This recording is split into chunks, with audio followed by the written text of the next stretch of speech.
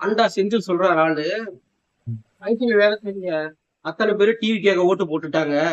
அதனால அந்த ஐடி கம்பெனில வேலை செஞ்ச ஆளுக்கு தட்டுல போடுற சாப்பாடு போட்டு சாப்பிடுறது திமுக போட்டது அப்படின்னு சொல்றாரு. அதாவது கிட்டத்தட்ட எச்சசோறு அந்த மாதிரி பேசுறாரு.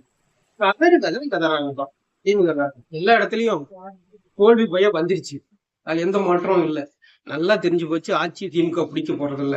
ஆனா இன்னமும் டிவியில உக்காந்துக்கிட்டு முட்டு கொடுக்குறங்கிற பேர்ல மொத்த இந்த விமர்சகர்கள் பத்திரிகையாளர் அத்தனை பேரும் 130+, 180+, தனிப்பெருமையோட ஆட்சி அமைக்கும், திமுக கூட்டணி கட்சி தான் ஆட்சி அமைக்கணும், இன்னமும் சும்மா பொய்யவே சொல்லிட்டு இருக்காங்கயா. இவங்க எவ்வளவு பணத்தை வாங்கி பாருங்க. கொஞ்சப்பட்ட டேமேஜ் பண்ணல திமுகவை, டோட்டல் டேமேஜ். மொத்தம் போர் ஹோட்டல்லாம் இழுத்து விட்டாரு. சென்னை பூரா உங்களுக்கு அவுட்டு. அதுல மாற்றமே கிடையாது. மே 4ஆம் தேதிக்கு அப்புறம் இன்னும் எவ்வளவு கத்த போறீங்க கதற போறீங்கன்னு தெரியல. பாதி திமுக காரன் இருக்க மாட்டான், ஓடிடுவான்னு நினைக்கிறேன்.